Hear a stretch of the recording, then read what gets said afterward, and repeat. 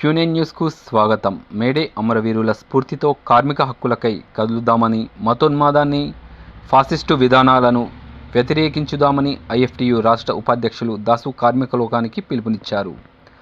Armoor Mamidipalli పెరికిట్లో 138వ May Day సందర్భంగా జెండాలను ఆవిష్కరించి అమరవీరులకు నివాళులు అర్పించి కార్మిక దినోత్సవం ఘనంగా నిర్వహించారు. ఈ సందర్భంగా సిపిఐఎంఎల్ న్యూ డెమోక్రసీ జిల్లా సహాయ కార్యదర్శి దాసు, ఐఎఫ్టియు జిల్లా ఉపాధ్యక్షులు సురేశవాజులు మాట్లాడుతూ, చికాగో కార్మికుల పోరాట ఫలితంగా 8 గంటల పని విధానంతో పాటు అనేక హక్కులు కార్మికులు పొందినారని దాసు తెలిపారు. కార్మికులు పోరాడి సాధించుకున్న హక్కులను నరేంద్ర మోడీ దశాబ్ద పరిపాలనలో హరించి వేస్తున్నారని, ప్రభుత్వ రంగ సంస్థలను వేలం వేసి ప్రైవేట్ వ్యక్తుల చేతుల్లో కేంద్రీకృతమయ్యేటట్లు మోడీ ప్రభుత్వం చేస్తుందని ఆయన అన్నారు. లక్షలాది పరిశ్రమలు మూసివేసి దేశంలో 23 కోట్ల మందిని కటిక దరిద్రులుగా మార్చారని ఆవేదన వ్యక్తం చేశారు. పేరు గొప్ప ఊరు దిబ్బ అన్న చందంగా భారతదేశం వెలిగిపోతుందని, తప్పుడు ప్రచారంతో ప్రజల్ని నమ్మిస్తున్నారని ఆయన అన్నారు. అలాగే నల్లధనం వెలికితీత, జన్ధన్ ఖాతాలో 15 లక్షల జమ హామీ ఉట్టిదే అని తేలిపోయిందని ఆయన అన్నారు.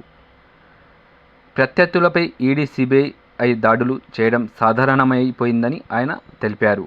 ఇట్టి కార్యక్రమంలో ఐఎఫ్టియు నాయకులు శివకుమార్, చిట్టిబాబు, వర్ణారెడ్డి, ఖాజా పటేల్, లతీఫ్, అరుణోదయ జిల్లా అధ్యక్షులు సురేష్ బాబు, రంజిత్, పీడీఎస్యు జిల్లా కార్యదర్శి బి ప్రిన్స్, పీవైఎల్ మండల అధ్యక్షులు ఎస్ వెంకటేష్, ఏఐకేఎంఎస్ నాయకులు గంగాధర్ బాబు, పీడీఓడబ్ల్యూ నాయకులు మహమ్మది, గంగక్క, బీఓసీ నాయకులు బాషా, రాజు, ఖాజా మేస్త్రి, తెలంగాణ ప్రగతిశీల గ్రామ పంచాయతీ వర్కర్స్ యూనియన్ నాయకులు చిట్టిబాబు, పోతే సాయన్న తదితరులు పాల్గొన్నారు.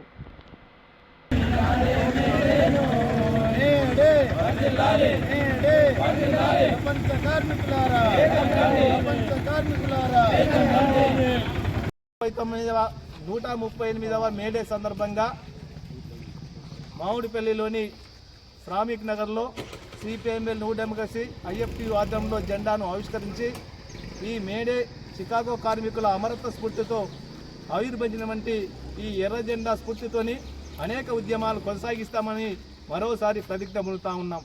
ఎందుకంటే యావత్ ప్రపంచంలో ఆ రోజు జరిగినటువంటి పోరాటంలో కీలకమైంది ఈ చికాగో కార్మికుల పోరాటం.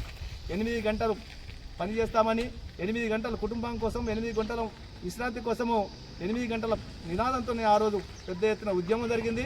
వాళ్ళ యొక్క స్ఫూర్తితోని మొత్తం యావత్ ప్రపంచంలో ఇవాళ 8 గంటల పని విధానం కొనసాగింది. కానీ భారతదేశంలో నరేంద్ర మోడీ ప్రభుత్వం వచ్చిన తర్వాత 10 ఏళ్ల పరిపాలనలో ఈ 8 గంటల పని స్థానంలో 12 గంటల పనిని తీసుకొచ్చేటువంటి కుట్ర చేస్తూ ఉన్నాడు.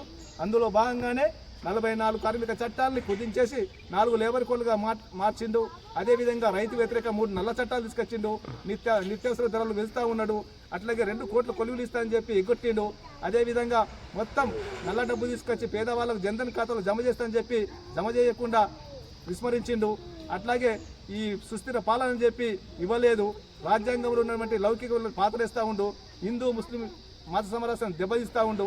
కాబట్టి ఈసారి నరేంద్ర మోడీ యొక్క లేకపోతే బీజేపీ యొక్క మతోన్మాద ఫాసిస్టు విధానాలకు వ్యతిరేకంగా మేడే జరపాలని చెప్పి ఐఎఫ్టియు జాతీయ కమిటీ పిలుపునిచ్చింది. అదేవిధంగా వచ్చే ఎన్నికల్లో ఈ బీజేపీని ఓడించండి అని చెప్పి సిపిఐఎంఎల్ న్యూ డెమోక్రసీ నినాదం ఇచ్చింది. కాబట్టి అందరూ కూడా మతోన్మాద ఫాసిస్టు బీజేపీని ఓడించాలి. అట్లాగే ఇండియా కూటమి అవసరమైన చోట మద్దతు తెలపాలని చెప్పి కూడా సిపిఐఎంఎల్ న్యూ డెమోక్రసీ పిలుపునిచ్చింది. కాబట్టి మీరందరూ కూడా చికాగో అమరవీరుల స్ఫూర్తితోని మున్ముందు జరగబోయేటువంటి ఉద్యమాల్లో పెద్ద ఎత్తున పాల్గొనాలని చెప్పి కోరుతా ఉన్నాం. ఈరోజు 138వ మేడేను సిపిఐఎంఎల్ న్యూ డెమోక్రసీ పార్టీ ఆధ్వర్యంలో మామిడిపల్లి గ్రామంలో జరుపుకోవడం జరిగింది. ఈ సందర్భంగా కార్మిక వర్గానికి, ప్రజలకు, రైతాంగానికి అందరికీ మేడే శుభాకాంక్షలు తెలియజేస్తున్నాం. 1886 చికాగో నగరంలో కార్మికులు 8 గంటలు పని కావాలి, 8 గంటలు విశ్రాంతి కావాలి, 8 గంటలు ఇతర కావాలని చెప్పేసి పోరాటాలు చేసిన ఫలితంగానే చికాగో అమరత్వం వెలిగినటువంటి జెండాను ప్రపంచవ్యాప్తంగా ఏ పండుగ చేయనటువంటి విధంగా వాడ నుంచి మొదలుకొని ప్రపంచవ్యాప్తంగా జరుపుకుంటున్నారు. ముఖ్యంగా భారతదేశంలో స్వతంత్రం వచ్చిందని చెప్తున్నాం, కానీ ఇది ఆదాని, అంబానీ పెట్టుబడిదారులకు వచ్చిన స్వతంత్రం తప్ప కార్మిక వర్గానికి వచ్చింది ఏం లేదు. ఇప్పటికీ భారతదేశంలో 23 కోట్ల మంది కేవలం 375 రూపాయల లోపు ఆదాయంతో జీవిస్తున్నారు. అదే ఆదాని అంబానీ రోజుకు 800 నుంచి 1600 కోట్ల రూపాయలు సంపాదిస్తున్నారు. నరేంద్ర మోడీ అధికారంలోకి వచ్చేటప్పుడు నేను ఛాయ్ వాళ్ళను పేదరికం నుంచి వచ్చిన ఈ భారతదేశంలో ఉన్నటువంటి కార్మికుల కష్టాలు నాకు తెలుసు అని చెప్పేసి నరేంద్ర మోడీ అనేక వాగ్దానాలు చేసిండు. హిందూ పేరు మీద ఓట్లు అడిగిండు, కానీ హిందువులకి అన్యాయం చేస్తున్నాడు. ప్రధానంగా బిఎస్ఎన్ఎల్ కానీ, రైల్వే కానీ, ఎయిర్పోర్ట్ కానీ, విమానయానాలు కానీ, ప్రభుత్వ రంగ సంస్థలన్నీ అమ్మి వేయటమో లీజుకి ఇవ్వటమో చేసి ఇలా చాలామందికి ఉద్యోగాలు లేకుండా చేసిండు. సంవత్సరానికి 2 కోట్ల మందికి ఉద్యోగాలు ఇస్తున్నాడు. 10 ఏళ్ల కాలంలో ఇప్పటికీ 7 కోట్ల మందికి కూడా ఉద్యోగాలు ఇవ్వలేదు. భారతదేశంలో 44.5 కోట్ల మంది కార్మికులు ఉంటే కేవలం 7 కోట్ల మందికి మాత్రమే సామాజిక భద్రత ఉంది. మిగిలిన కార్మికులకు ఎటువంటి లేదు. అంతేకాకుండా భారతదేశంలో ఉన్న కార్మిక వర్గం అనేక పోరాటాలు చేసి సాధించుకున్నటువంటి హక్కుల్ని ఇవాళ నరేంద్ర మోడీ 4 చట్టాలుగా మార్చి ఇవాళ పెట్టుబడిదారులకు అనుగుణంగా పనిచేస్తున్నాడు.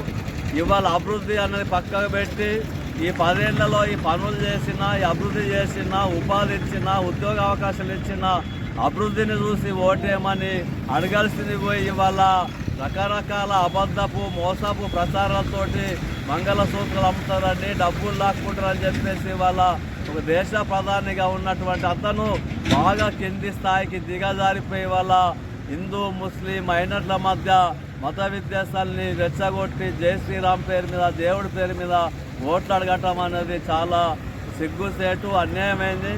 ఈరోజు సిపిఐఎం న్యూ డెమోక్రసీ పార్టీ వీళ్ళు అభివృద్ధి చేయాలన్నటువంటి బీజేపీని ఓడించాలని చెప్పేసి పిలుపునిచ్చింది. ఇండియా కూటమికి మద్దతు తెలపాలని పిలుపునిచ్చింది. ఆ వెలుగులో ప్రజలంతా ఆలోచించాలని, చికాగో కార్మికుల అమరత్వంతో కార్మికుల హక్కుల కోసం నిరంతరం పోరాటం చేయాలని మేడే సందర్భంగా కార్మిక వర్గానికి పిలుపునిస్తుంది. ఎప్పటికప్పుడు వార్తలను వీక్షించేందుకు Q9 న్యూస్ ని సబ్స్క్రైబ్ చేసుకోండి, లైక్ చేయండి, షేర్ చేయండి. విలువైన సమాచారాన్ని ముందుగా మీరే తెలుసుకునేందుకు బెల్ బటన్ ని క్లిక్ చేయండి.